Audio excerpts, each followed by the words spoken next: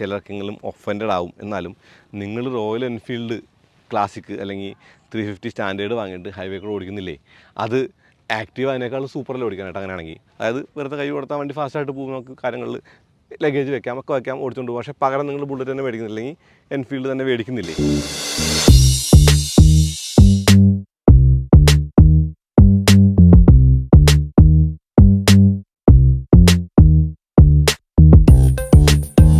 നമസ്കാരം. ജിംനി വാങ്ങിയിട്ട് വർഷം 1 കഴിയുന്നു. ഈ വർഷം 1 കഴിയുന്നു, എന്തെങ്കിലും ചോദ്യങ്ങളുണ്ടോ എന്ന് ചോദിച്ച് ഞാനിട്ട പോസ്റ്റിന് വന്ന റെസ്പോൺസ് എന്ന് പറയുന്നത് മാരകമായിരുന്നു. അത് ഒരു 150 ക്വസ്റ്റ്യൻ വന്നു. ഓക്കെ, അതിൽ നിന്ന് മൾട്ടിപ്പിൾ അല്ലാത്ത അല്ലെങ്കിൽ റിപ്പീറ്റേഷൻ ഇല്ലാത്ത സ്പെഷ്യലായിട്ടുള്ള ഒരു 10-27 ക്വസ്റ്റ്യൻസ് ഞാൻ എടുത്തിട്ടുണ്ട്. അതിൻ്റെ ഉത്തരം ഈ വീഡിയോയിൽ തരാം. വണ്ടി പ്രാന്തൻ്റെ പുതിയ വീഡിയോയിലേക്ക് എല്ലാവർക്കും സ്വാഗതം. അപ്പോൾ നിങ്ങളൊരു വണ്ടി വാങ്ങാൻ ഉദ്ദേശിക്കുകയാണ്, ജിംനി ആണെങ്കിൽ ഇതൊരു പക്ഷേ ഉപകാരപ്പെട്ടാലോ. സംഭവം ഏതൊരു വണ്ടിയെപ്പോലെയും ജിംനിക്കും കുറ്റങ്ങളും കുറവുകളൊക്കെ ഉണ്ട്. നമുക്ക് ഈ കുറ്റവും കുറവൊക്കെ പറയാം, കാരണം അങ്ങനെ പറഞ്ഞാൽ നമ്മളെ വന്ന് തെറി വിളിക്കാൻ മാരുതിയുടെ വണ്ടിയാണ് ഇത്, മൃണാളിൻ്റെ ഹോട്ടലല്ല. Okay, jokes apart.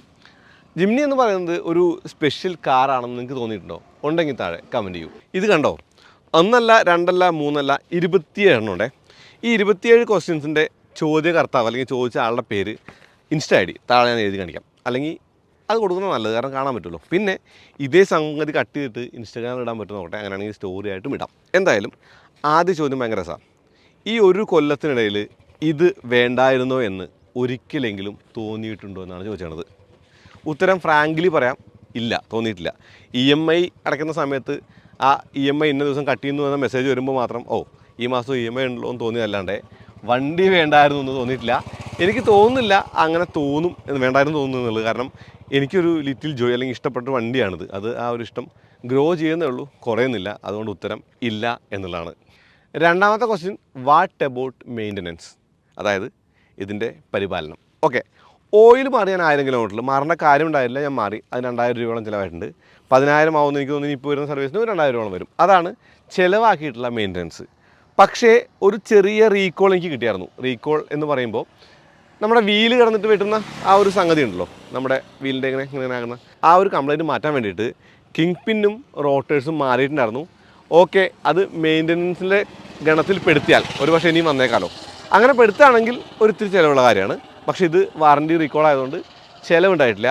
അപ്പോൾ മെയിൻ്റനൻസ് അവിടെ തീർന്നു. പിന്നെ ഓഫ് റോഡ് പോയി വരുന്ന വഴിക്ക് അടിഭാഗത്തെ ആ റേഡിയസ് ആകുമ്പം തട്ടി ചളുങ്ങി, അതൊന്ന് നിവർത്തുണ്ടായിട്ടുണ്ട്. ഹൈവേ പെർഫോമൻസിനെ കുറിച്ച് പറയാമോ എന്നുള്ളതാണ് അടുത്ത ചോദ്യം. പറയാം. ഹൈവേ പെർഫോമൻസിനെ കുറിച്ച് നത്തിങ് ടു ടോക്ക് അബൌട്ട് എന്നാണ് പറയാനുള്ളത്, ഒന്നും പറയാനില്ല. ഇപ്പോൾ നമ്മൾ ഒരു ഹൈവേ വണ്ടി ഓടിക്കുന്ന ആൾ, നമ്മൾ നിയമം നോക്കിയിട്ട് ലീഗൽ സ്പീഡിൽ ഡ്രൈവ് ചെയ്യുന്ന ഒരാളാണെങ്കിൽ ഇത് മോർ ദാൻ ഇനഫാണ്. ഒരു 70-80 ഒക്കെ കീപ്പ് ചെയ്ത് പോകാനായിട്ട് ബുദ്ധിമുട്ടില്ല. പക്ഷേ ഓവർടേക്ക് പ്ലാൻ ചെയ്യണമെന്നുള്ള വീഡിയോ ചെയ്തിട്ട് എങ്ങനെ ചെയ്യാം ഓട്ടോമാറ്റിക്കലി എന്നൊക്കെ പറഞ്ഞിട്ട്. അപ്പോൾ എനിക്കത് അഡ്ജസ്റ്റായി. പക്ഷേ അത്യാവശ്യം അഗ്രസീവായിട്ട് വണ്ടി ഓടിക്കുന്ന ഒരാൾക്ക് ഒരു കാറിൻ്റെ പോലെ അല്ലെങ്കിൽ ഒരു സാധാരണ ഒരു SUV പോലെ പെർഫോം ചെയ്യുന്ന വണ്ടിയല്ല ജിംനി. അതുകൊണ്ട് ഒരു ഹൈവേ വണ്ടിയാണോ എന്ന് വെച്ചാൽ അല്ല എന്നാണ് പറയുന്നത്. ഓക്കെ, യൂസ് ചെയ്യാം, പക്ഷേ ഹൈവേ കാർ അല്ല ഇത്. അടുത്ത ചോദ്യം, എങ്ങനെയുണ്ട്, മേടിക്കാമോ വാങ്ങാമോ എന്നുള്ളതാണ്. അതിനുള്ള ഉത്തരം തരുന്നതിന് മുന്നേ 3 ചോദ്യം ഞാൻ കമ്പൈൻ ചെയ്യട്ടെ. ആ ചോദ്യങ്ങളിലേക്ക് ഒന്ന് പോകാട്ടോ. അതായത് മേടിക്കാമോ എന്ന് ചോദിച്ചു. അതിൻ്റെ കൂടെ ആഡ് ചെയ്യേണ്ട ഒരു കാര്യമാണ് ഡെയിലി യൂസിന് ബലേനോയ്ക്ക് പകരം പറ്റുമോ എന്നുള്ളതാണ്. പിന്നെ ഈ വണ്ടി എന്ന് പറയുന്നത് ഓട്ടോമാറ്റിക് ആണോ മാനുവലാണോ ബെറ്റർ എന്നുള്ളതാണ്. ഈ 3 കാര്യങ്ങൾ കൂടി ഒറ്റ ഉത്തരം പറയാം. മേടിക്കാമോ എന്ന് ചോദിച്ചാൽ മേടിക്കാം അല്ലെങ്കിൽ വാങ്ങാം എന്നുള്ളതാണ്. രണ്ടാമത്തെ ചോദ്യം, ബലേനോയ്ക്ക് പകരം പറ്റുമോ എന്നുള്ളതാണ്. പറ്റില്ല എന്നുള്ളതാണ്. ബലേനോയുടെ കോസ്റ്റും അല്ലെങ്കിൽ ബലേനോയുടെ വാല്യൂ ഫോർ മണി പ്രപ്പോസിഷനും അതിലെ യാത്രാസുഖമൊന്നും പകരം വയ്ക്കാനായിട്ട് ജിംനിയെ കൊണ്ട് താങ്ങൂല, കൂട്ടിയാൽ കൂടൂല. പിന്നെ മാനുവലാണോ ഓട്ടോമാറ്റിക് ആണോ നല്ലതെന്ന് വെച്ചാൽ എനിക്ക് ഓട്ടോമാറ്റിക് ആണ് എന്ന് പറയേണ്ടി വരും.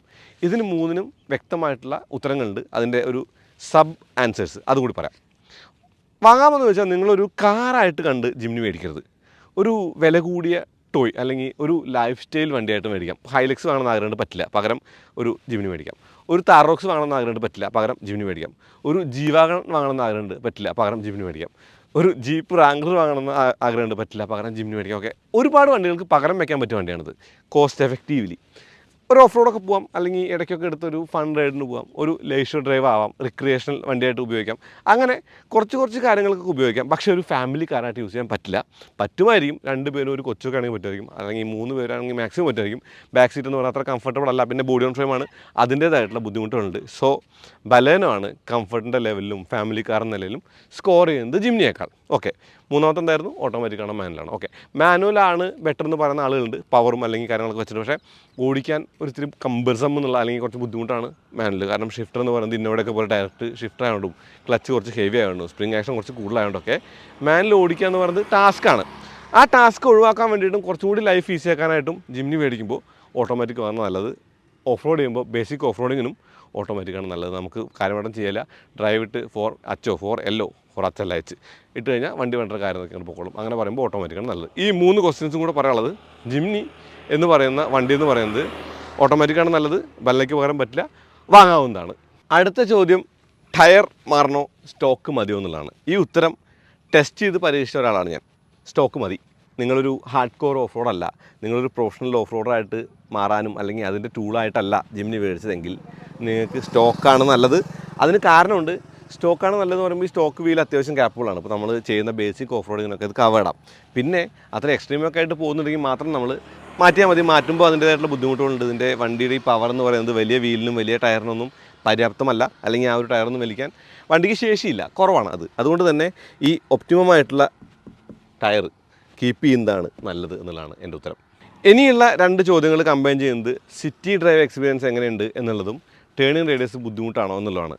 ടേണിംഗ് റേഡിയസ് ഞാൻ അതിനോട് താതാമ്യപ്പെട്ടു, അല്ലെങ്കിൽ എനിക്കതിപ്പോൾ കുഴപ്പമില്ല. പക്ഷേ പുതുതായിട്ട് വണ്ടി ഓടിക്കുന്ന ആൾക്കത് ബുദ്ധിമുട്ട് തന്നെയാണ്. സിറ്റിയിൽ ഓടിക്കാൻ രസമാണ്. നമ്മൾ ഉയർന്നിരിക്കുന്ന പൊസിഷനിൽ ഇരുന്നിട്ട് എല്ലാം കണ്ടുകൊണ്ട് ഓടിക്കുമ്പോൾ അത്യാവശ്യം നല്ല സുഖമായിട്ട് ഓടിക്കാൻ പറ്റുന്നുണ്ട്.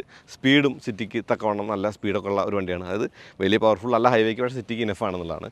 അതുകൊണ്ട് സിറ്റി ഡ്രൈവ് എക്സ്പീരിയൻസ് നല്ലതാണ്. ടേണിംഗ് റേഡിയസ് ബുദ്ധിമുട്ട് തന്നെയാണ്. എന്നാലും നമുക്കൊരു പരിധി വരെയൊക്കെ അത് മാറ്റി വെച്ച്, അല്ലെങ്കിൽ അത് വലിയ കാര്യമായിട്ട് മൈൻഡ് ചെയ്യാണ്ട് ഓടിക്കാൻ പറ്റും. വലിയ ബുദ്ധിമുട്ടുകളില്ല, എന്നാലും ബുദ്ധിമുട്ടുകളുണ്ട്. അടുത്തൊരു ചോദ്യം എന്ന് പറയുന്നത്, അത്യാവശ്യം സൈസുള്ള ഒരാൾക്ക് ഡ്രൈവിംഗ് സീറ്റ് കംഫർട്ടബിൾ ആണോ എന്നുള്ളതാണ്. അതിന് 2 ഉത്തരം തരണം. ഇപ്പം ഞാനേ പറയുന്നൊരു കാര്യമുണ്ട്. ഇപ്പം നമ്മൾ പല വീഡിയോസ് നോക്കുമ്പോൾ, ഡു ഇറ്റ് യോർസെൽഫ് വീഡിയോ ഒക്കെ നോക്കുമ്പോൾ, അല്ലെങ്കിൽ ഓഫ് റോഡ് വീഡിയോ ഒക്കെ നോക്കുമ്പോൾ ആളുകളുടെ സംസാരവും അല്ലെങ്കിൽ കാര്യങ്ങൾ മാത്രമേ കാണുള്ളൂ. പ്രോപ്പറായിട്ടുള്ളൊരു ഡിസ്ക്രിപ്ഷനോ അല്ലെങ്കിൽ കാണിച്ചു തരില്ല. ഇപ്പോൾ ഫോർ എക്സാമ്പിൾ പറഞ്ഞാൽ ഒരു ഹോൺ ഇൻസ്റ്റാൾ ചെയ്യുന്നത് എങ്ങനെയാണെന്ന് വെച്ചാൽ ഹോണിൻ്റെ പ്ലഗ് കാണിക്കില്ല, പിന്ന് കാണിക്കില്ല, ഹോണിൻ്റെ വയറിങ് കാണിക്കില്ല. കാരണം ഞാൻ ഹോൺ ഇൻസ്റ്റാൾ ചെയ്തുകൊണ്ട് സൗണ്ട് കേൾപ്പിക്കും. That's not right. ഓക്കെ, അതുകൊണ്ട് തന്നെ ഈ സീറ്റിന് ഞാനൊരു മോഡിഫിക്കേഷൻ ചെയ്യുന്നുണ്ട്. അതായത് ഇതിന് 4 ബുഷുകൾ വെച്ച് സീറ്റൊന്ന് പൊക്കിയിട്ടുണ്ട്. ഇപ്പോഴാണ് അത്യാവശ്യം സൈസുള്ള ഒരാൾക്ക് ഈ വണ്ടിക്കകത്ത് മര്യാദ ഇരിക്കാൻ പറ്റുള്ളൂ. കാരണം ഈ ഇരിപ്പും ഈ തൈ സപ്പോർട്ടൊക്കെ ശരിയായത് ഇപ്പോഴാണ്. സ്റ്റോക്ക് സീറ്റ് അത്ര സുഖമല്ല, എന്നാലും കുഴപ്പമൊന്നുമില്ല, നല്ലതാണ്. പിന്നെ ഈ സീറ്റിന് വീതി കുറവാണ്. ഇപ്പോൾ നമുക്ക് ബ്രസയോ അല്ലെങ്കിൽ ഞങ്ങളുടെ വണ്ടിയായിട്ട് കമ്പയർ ചെയ്യാൻ പറ്റില്ല, ഗ്രാൻഡ് വിറ്റാരായിട്ട് കമ്പയർ ചെയ്യാൻ പറ്റില്ല. ഇത് നാരോ സീറ്റാണ്, പക്ഷേ നമുക്ക് ഇരിക്കാം. അത്യാവശ്യം സൈസുള്ള ഒരാൾക്ക് ഇരിക്കാൻ കുഴപ്പമില്ല. അത്യാവശ്യം സൈസുള്ള ഒരാൾക്ക് നല്ല ഒരു ബിൽറ്റാണെങ്കിൽ അത് ബുദ്ധിമുട്ടായിരിക്കും. ഈ സീറ്റിന് റെയിലിൻ്റെ പൊസിഷൻ ഇങ്ങനെയാവണ്ടേ. ഇത് ഹൈറ്റ് അഡ്ജസ്റ്റ്മെൻറ്റ് ചെയ്യാൻ പറ്റാത്തതുകൊണ്ട് അവർ ചെയ്യാത്ത പറഞ്ഞാൽ കുറച്ചധികം ബുദ്ധിമുട്ട് ഉള്ളതുകൊണ്ട് ചെയ്യാത്തതാണ്. അതുകൊണ്ട് ഇത് റെട്രോഫിറ്റ് ചെയ്യാനൊന്നും പറ്റില്ല. ഈ ബുഷ് ഒരു നല്ല സൊല്യൂഷനാണ്. ഇത് കണ്ടോ, ഇതാണ് ആ ബുഷ്. ഈ ബുഷ് വെച്ചിട്ടാണ് സീറ്റ് പൊക്കിയത്. ഇത് ഇത്ര ഉയരമുണ്ടെങ്കിൽ പിന്നിൽ ഇത്ര ഉയരമുള്ളൂ. അതെന്താ വെച്ച് കഴിഞ്ഞാൽ ഈ ഒരു ചെരിവ് കിട്ടാൻ വേണ്ടിയിട്ടാണ്. അത് വണ്ടിയുടെ കംഫർട്ടിനെ നല്ല സ്വാധീനിച്ചിട്ടുണ്ട്. അടുത്ത ക്വസ്റ്റ്യൻ, മൈലേജ് എത്ര കിട്ടും, അഥവാ കിത്തന ദേത്തി ഹേ എന്നുള്ളതാണ്. 8000 കിലോമീറ്റർ ഞാൻ ഓടിച്ചിട്ടുണ്ട്.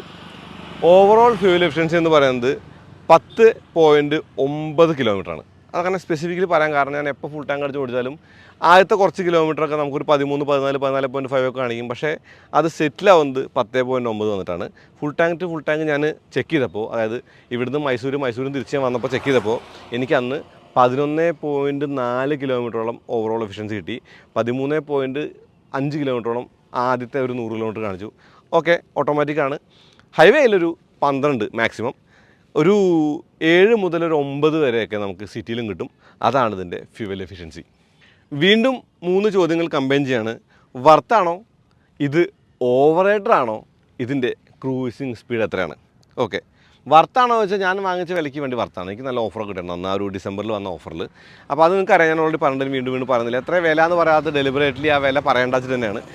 പിന്നെ ഈ വണ്ടിക്ക് ഒരു ക്രൂസിങ് സ്പീഡ് എത്ര പറയുമ്പോൾ ഞാൻ പറഞ്ഞത് 70 to 90 നമുക്ക് ഈസിലി അച്ചീവബിൾ ആണ് ക്രൂസിങ് സ്പീഡ്. അതുകൊണ്ട് അതൊരു സീനില്ല. പിന്നുള്ളത് ഈസ് ഇറ്റ് ഓവർ റേറ്റഡ് എന്നല്ലേ? ഇത് ഓവർ റേറ്റഡ് അല്ല, അണ്ടർ റേറ്റഡ് ആണ്. കാരണം ജിംനിയുടെ യൂസ് എന്താണെന്നോ ജിംനി എന്തിനുള്ളതെന്നോ ഇന്ത്യക്കാർക്ക് ഇപ്പോഴും മനസ്സിലായിട്ടില്ല. കുറച്ച് ആൾക്കാർക്ക് മനസ്സിലായിട്ടുണ്ട്. അതുകൊണ്ട് ഞാൻ പറയാൻ ആഗ്രഹിക്കുന്നത് ഇത് ഓവർ റേറ്റഡ് അല്ല, അണ്ടർ റേറ്റഡ് ആണ് എന്നുള്ളതാണ്. എന്താണ് ഓവർ റേറ്റഡ് ആയിട്ടുള്ളത്? ഥാറിൻ്റെ 2 വീൽ ഡ്രൈവ് ആണ് ഓവർ റേറ്റഡ് ആയിട്ടുള്ള വണ്ടി. അതെന്തിനാണ് വാങ്ങുന്നത്? ഉത്തരമുണ്ടോ? കമൻറ്റ് ചെയ്യൂ. ഈ ഒരു ചോദ്യം എനിക്ക് വല്ലാണ്ട് ഇഷ്ടപ്പെട്ട ചോദ്യമാണ്. ഈ ചോദ്യമാണ് ഈ ചാനലിൻ്റെ എക്സിസ്റ്റൻസ്. അതായത് നമ്മളെ പറ്റി കെയർ ചെയ്യുന്ന ആളുകളുണ്ട് നമ്മൾ മനസ്സിലാക്കുന്നത് അങ്ങനെയാണ്. ഫോർഡ് ഫിഗോ ആസ്പെയറിനെ പറ്റി പറ എന്നുള്ളതാണ് ആ ചോദ്യം. ആ വണ്ടി എൻ്റെ അടുത്ത് ഉണ്ട് എന്നുള്ളതും ഞാനത് കീപ്പ് ചെയ്യും എന്നുള്ളതും അറിയാവുന്ന ആളുകളുണ്ടല്ലോ എന്നുള്ളതിൻ്റെ സന്തോഷം കൂടുതലാകുന്നുണ്ട്. ഓക്കെ, ഈയിടെ ടൈമിംഗ് ബെൽറ്റ് മാറി അതുപോലുള്ള കാര്യങ്ങളൊക്കെ ചെയ്തു. ഒരു മേജർ സർവീസ് ഒരു 21,000 രൂപയോളം ചിലവാക്കി ചെയ്തു എന്ന് മാറ്റി നിർത്തി കഴിഞ്ഞാൽ ഈ 9 വർഷത്തിനിടയ്ക്ക് ഞാനത് കാശ് ചിലവാക്കിയിട്ടില്ല. അത് ഈസി ടു മെയിൻറ്റെയിൻ ആണ്. ഞാനത് യൂസ് ചെയ്യുന്നത് വളരെ പീസ്ഫുള്ളായിട്ടാണ്. അത് അങ്ങനെ തന്നെ പോകുന്നു വിചാരിക്കുന്നു. ഏറെക്കുറെ 81,000 കിലോമീറ്ററായി. സ്റ്റിൽ ഇനിയുള്ള ചോദ്യം, ഈ വണ്ടിയുടെ ഓണർഷിപ്പിലെ കോനഷ്ടം എന്താണെന്നുള്ളതാണ്. കോനഷ്ടം ഉണ്ട്. കോനഷ്ടം എന്ന് പറയുന്നതേ, നമുക്ക് ഇടയ്ക്കിടയ്ക്ക് ഓഫ് റോഡ് പോകാൻ തോന്നും, നമുക്ക് ഇടയ്ക്കിടയ്ക്ക് പെട്രോൾ അടിക്കേണ്ടി വരും എന്നുള്ളതാണ്. നമ്മൾ വെറുതെ ഇരിക്കുകയാണ് വീക്കെൻഡ് വെച്ചോ, നമ്മൾ വീടിന് മുറ്റത്ത് ഇറങ്ങുമ്പോൾ വണ്ടി കിടപ്പുണ്ട്, ആഹാ വണ്ടി ഉണ്ടല്ലേ എന്ന് പറഞ്ഞ് എടുത്തുകൊണ്ട് നേരെ എടുത്തിട്ട് നമ്മൾ എവിടെയും പോകും, ഒരു ഓഫ് റോഡ് പോകും, ചെറുതായിട്ടൊക്കെ ഓഫ് റോഡിൽ തിരിച്ചു വരും. അതാണ് കൊനഷ്ട്.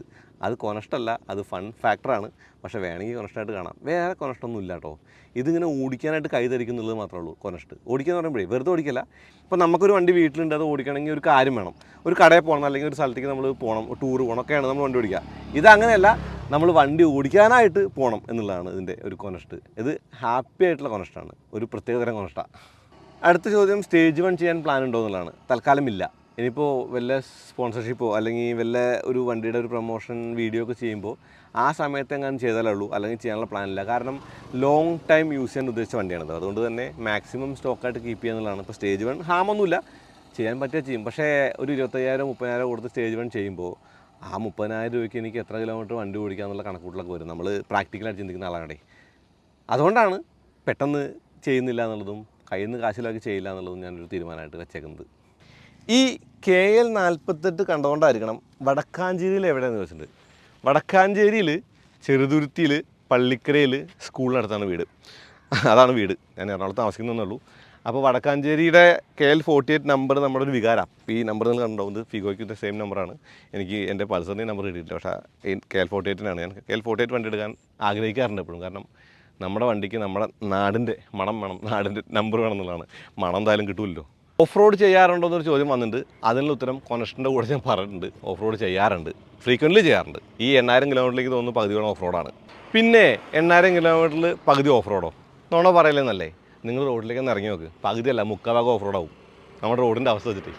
ജിംനി വാങ്ങാൻ ഡിസംബർ വരെ കാത്തിരുന്നാൽ ഡിസ്കൗണ്ട് കിട്ടാൻ ചാൻസ് ഉണ്ടോ എന്ന് ചോദിച്ച ആളുകളോട് പറയാനുള്ള കാര്യം എന്ന് പറയുന്നത്, ഡിസ്കൗണ്ട് വരുമായിരിക്കും, പക്ഷേ മാരകമായിട്ട് വരാൻ ചാൻസ് ഇല്ല. കാരണം ജപ്പാനിൽ വണ്ടി ഹിറ്റാണ്.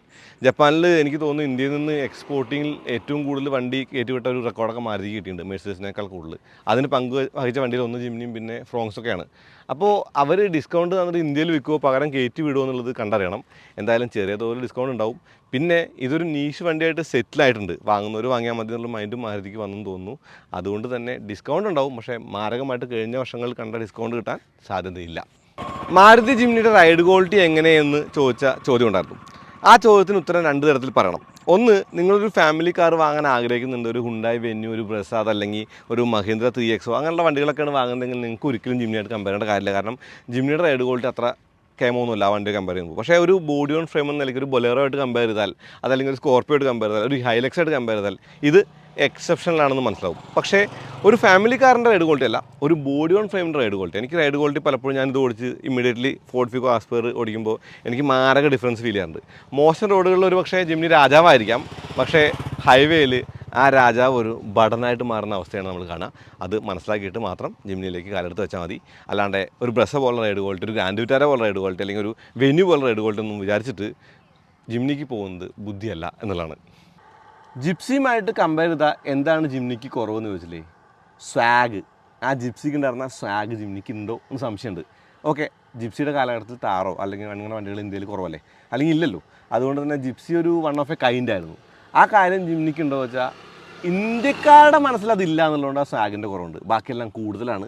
റൈഡ് ക്വാളിറ്റി കൂടുതലാണ്, ഫണ്ണ് കൂടുതലാണ്, ഓട്ടോമാറ്റിക് ഉണ്ട്, പവർ കൂടുതലാണ്, ഓക്കെ എല്ലാം കൂടുതലാണ്. അതുകൊണ്ട് എന്താണ് കുറവെന്ന് വെച്ചാൽ ലളിതമായിട്ട് പറഞ്ഞാൽ സ്വാഗാണ് കുറവ് എന്നുള്ളതാണ്. 2 ചോദ്യങ്ങൾ കമ്പൈൻ ചെയ്യാണ്. ഒരു ചേഞ്ച് ആഗ്രഹിക്കുന്നുണ്ടോ എന്നുള്ളതും ഇഷ്യൂസ് ഉണ്ടോ എന്നുള്ളതാണ്. ഇഷ്യൂസുള്ള കാര്യം ഞാൻ പറഞ്ഞു, അത് മെയിൻ്റനൻസിൻ്റെ പാർട്ടിൽ കവടാം. ഒരു ചേഞ്ച് ആഗ്രഹിക്കുന്നുണ്ടോ ചോദിച്ചാൽ എല്ലാ മനുഷ്യരിലും ആഗ്രഹമുണ്ട് ഒരു വണ്ടി വാങ്ങി കഴിഞ്ഞാൽ അടുത്ത വണ്ടി വാങ്ങണം എന്നുള്ളത്. എനിക്കൊരു G63 MG വാങ്ങണം എന്നുള്ള ആഗ്രഹമുണ്ട് ചേഞ്ചിന് വേണ്ടിയിട്ട്. പക്ഷേ അത് നടക്കുന്നൊരു ചേഞ്ചാണോ പെട്ടെന്ന് എന്നുള്ളത് മാത്രമേ ഉള്ളൂ ക്വസ്റ്റ്യൻ. ചേഞ്ച് ആഗ്രഹിക്കുന്നുണ്ട് ഒബ്വിയസ്ലി. പക്ഷേ ജിംനിക്ക് ഒരു ചേഞ്ച് ഒന്നും ഇപ്പോൾ തൽക്കാലം ആഗ്രഹിക്കുന്നില്ല. അത് ജിംനിക്ക് ഞാൻ എന്തെങ്കിലും മോഡിഫൈ ചെയ്തൊരു ചേഞ്ച് മാറ്റം വരുത്തണമെന്ന് ആഗ്രഹിക്കുന്നുണ്ടെങ്കിൽ അത് ആൽഫ മോഡലിലെ ക്ലൈമട്രോണിക് AC-യുടെ കൺട്രോൾസ് വെക്കണം എന്നാണ്. പക്ഷേ അതിനുള്ള എഫേർട്ട് കൂടുതലാണെന്ന് മനസ്സിലാക്കിയപ്പോൾ ഞാൻ പിൻവലിഞ്ഞേക്കാണ്. എനിക്ക് കീഴിട്ട് തിരിക്കണമായിരുന്നു, പക്ഷേ ഓൾട്ടോയുടെ AC മോശമെന്നല്ല പറഞ്ഞത്. ഈ വിലയ്ക്ക് നോക്കുമ്പോൾ ആ AC-യുടെ കൺട്രോൾസ് ഒത്തിരി കുറവാണ്, അല്ലെങ്കിൽ ക്വാളിറ്റി കുറവാണെന്ന് എനിക്ക് തോന്നിയിട്ടുണ്ടായിരുന്നു. അതൊരു മോഡിഫിക്കേഷനായിട്ട് ചെയ്യണം എന്നുള്ള പ്ലാൻ ഉണ്ടായിരുന്നു, ഒരു ചേഞ്ച് ആയിട്ട് ചെയ്യണം എന്നുള്ള പ്ലാൻ ആയിരുന്നു. പക്ഷേ അത് ചെയ്യുന്നില്ല എന്നാണ് ഇപ്പോൾ തീരുമാനിച്ചിരിക്കുന്നത്. ഈ ഷെഫി ഉണ്ടല്ലോ, എപ്പോൾ പോസ്റ്റ് ഇട്ടാലും ചോദിക്കുന്ന ഒരു ക്വസ്റ്റനാണ് ഓഫ് റോഡ് കൊണ്ടുപോകുന്നുള്ളത്. ഷെഫി നീയാണ് പറയേണ്ടത് ഇന്ന സ്ഥലത്തൊരു ഓഫ് റോഡ് പറ്റുന്ന സ്ഥലമുണ്ട്, വാ നമുക്ക് അവിടെ പോകാമെന്നുള്ളത്. അവിടെ പോവാം, അങ്ങനെയാണ് കാര്യങ്ങൾ. ഓക്കെ, അടുത്ത ചോദ്യം എന്ന് പറയുന്നത് ഇതിൻ്റെ ഒരു ഈ 27ാമത്തെ ക്വസ്റ്റനായിട്ടാണ് എനിക്ക് തോന്നുന്നത്. ആ ഒരു ക്വസ്റ്റൻ കൂടി ചോദിച്ചിട്ട് നമുക്ക് പരിപാടി ഇവിടെ അവസാനിപ്പിക്കാൻ തോന്നും. ജിംനിക്ക് കൊടുത്ത വിലയ്ക്കുള്ള ഫീച്ചേഴ്സ് ഉണ്ടോ, അല്ലെങ്കിൽ വണ്ടി വിലയ്ക്കുള്ള മുതലുണ്ടോ എന്നാണ് ഉദ്ദേശിച്ചിട്ടുണ്ടാവുക. വണ്ടി വിലയ്ക്കുള്ള മുതലുണ്ട് ഒബ്വിയസ്ലി, കാരണം engine gear box transfer case 4x4 drive train. Okay, ഞാനതിൽ കൺവിൻസ്ഡ് ആണ്. ഓക്കെ, പിന്നെ ഫീച്ചേഴ്സിൻ്റെ കാര്യത്തിൽ കുറവുണ്ട്. എനിക്ക് ആകെ കുറവായി തോന്നിയത് ആ ഒരു AC കൺട്രോൾസാണ്, അല്ലെങ്കിൽ ആ ഒരു കാര്യം മാത്രമാണ്. ബാക്കിയെല്ലാം ഉണ്ട്. ഹൈറ്റ് അഡ്ജസ്റ്റിനും സീറ്റെന്ന് ഞാൻ പറഞ്ഞില്ല, അത് പക്ഷേ നമ്മൾ വെച്ചു. അപ്പോൾ ചില കാര്യങ്ങൾ നമുക്ക് കുറവൊക്കെ തോന്നും, പക്ഷേ കുറവല്ല അത് ആ വണ്ടി അങ്ങനെയാണ്. അത് മനസ്സിലാക്കി നമ്മൾ മേടിക്കുമ്പോൾ ഞാൻ പറയുന്നത് ചിലർക്കെങ്കിലും ഒഫൻഡഡ് ആവും. എന്നാലും നിങ്ങൾ റോയൽ എൻഫീൽഡ് ക്ലാസിക് അല്ലെങ്കിൽ 350 സ്റ്റാൻഡേർഡ് വാങ്ങിയിട്ട് ഹൈവേ കൂടെ ഓടിക്കുന്നില്ലേ, അത് ആക്റ്റീവ് അതിനേക്കാൾ സൂപ്പറിൽ ഓടിക്കാനായിട്ട്. അങ്ങനെയാണെങ്കിൽ അതായത് വെറുതെ കൈ കൊടുത്താൽ വണ്ടി ഫാസ്റ്റായിട്ട് പോകും, നമുക്ക് കാര്യങ്ങളിൽ ലഗേജ് വെക്കാം, ഒക്കെ വെക്കാം, ഓടിച്ചുകൊണ്ട് പോകും. പക്ഷേ പകരം നിങ്ങൾ ബുള്ളറ്റ് തന്നെ മേടിക്കുന്നില്ലെങ്കിൽ എൻഫീൽഡ് തന്നെ മേടിക്കുന്നില്ലേ. അപ്പോൾ അത്രേ ഉള്ളൂ കാര്യം. വാങ്ങുന്ന വണ്ടി എന്താണെന്ന് അറിഞ്ഞ് മേടിക്കുന്നവർക്കുള്ള വണ്ടിയാണ് ജിംനി എന്ന് പറയുന്നത്. ഇതിന് പകരം ഒരു ഓഫ് റോഡർ ഇതേ വിലയ്ക്ക് നിങ്ങൾക്ക് കാണിച്ചു തന്നാൽ ലൈഫ് ടൈം സെറ്റിൽമെൻറ്റ് എന്ന് പറയുന്നത് നമ്മുടെ സിനിമയിൽ. നമുക്ക് ലൈഫ് ടൈം സെറ്റിലൊന്നും പറയാൻ പറ്റില്ല, പക്ഷേ അതാണ് ജിംനിയെ മറ്റുള്ള വണ്ടികളിൽ നിന്ന് വ്യത്യസ്തമാകുന്നത്. ഇപ്പോൾ നിങ്ങൾ കാറുകളുടെ എണ്ണം എടുക്കണം, വേണ്ട, ഒരു കോമ്പാക്ട് SUV-കളാണ് നിങ്ങൾക്ക് 10, 20, 30 എണ്ണാൻ പറ്റും. ഒരു SUV എന്ന് പറഞ്ഞ വണ്ടികളുടെ എണ്ണം എടുത്താലും അത്രയും എണ്ണാൻ പറ്റും. 30 ഉണ്ടാവില്ല, ഞാൻ കുറച്ച് കൂട്ടി പറഞ്ഞാണ്. പക്ഷേ ഒരു 4x4-ൻ്റെ കാര്യം പറഞ്ഞാൽ, വില കുറഞ്ഞ അല്ലെങ്കിൽ കയ്യിലൊതുങ്ങുന്ന വിലയ്ക്ക് കിട്ടുന്ന 4x4-ൻ്റെ കാര്യം പറഞ്ഞാൽ നിങ്ങളുടെ ലിസ്റ്റിൽ ആദ്യം വരെ ജിംനി ആയിരിക്കും. പിന്നെ താറും, പിന്നെ ഗൂർക്കിയും വരുള്ളൂ, എന്നാലും 3 തീരും. അപ്പോൾ അതാണ് ഇതിൻ്റെ പ്രത്യേകത. അത് നിങ്ങൾക്ക് മനസ്സിലാക്കാണല്ലോ. എനിക്കത് മനസ്സിലായതുകൊണ്ട് ഞാൻ വാങ്ങിയത്. അത്രേ ഉള്ളൂ. അടുത്ത വീണ്ടും വരാം. അതുവരേക്കും നന്ദി, നമസ്കാരം.